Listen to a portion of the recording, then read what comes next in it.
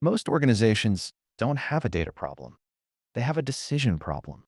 They've invested in governance. They've cataloged their data. They've defined policies, ownership, and controls.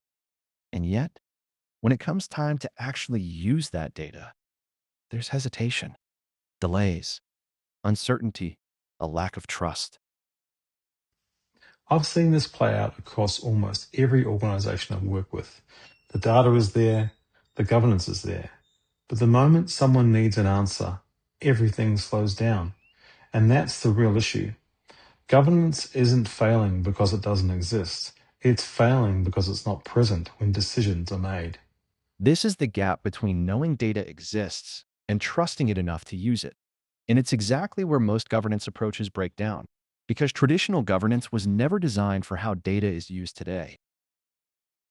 We've treated governance like a project, something we can design, implement, and finish.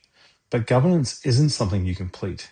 It's something that has to operate continuously inside the flow of how data is used. Active data governance changes that model.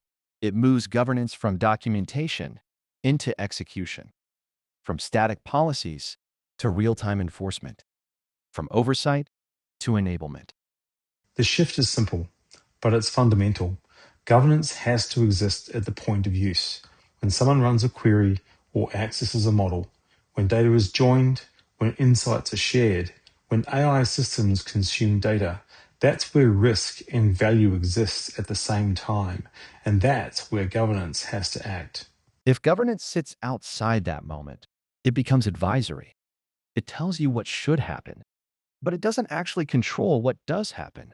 And that's where organizations lose both speed and trust.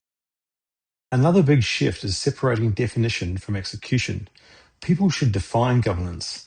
They understand the context, the business meaning, the risk, but systems should execute it consistently, automatically, and at scale. That's how you remove bottlenecks without losing control. This separation allows governance to scale without becoming a constraint. It ensures that rules are applied exactly as intended every single time. But perhaps the most important shift is what governance is applied to.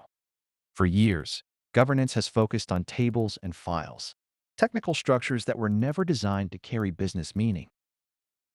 Businesses don't think in tables, they think in outcomes. That's why data products matter.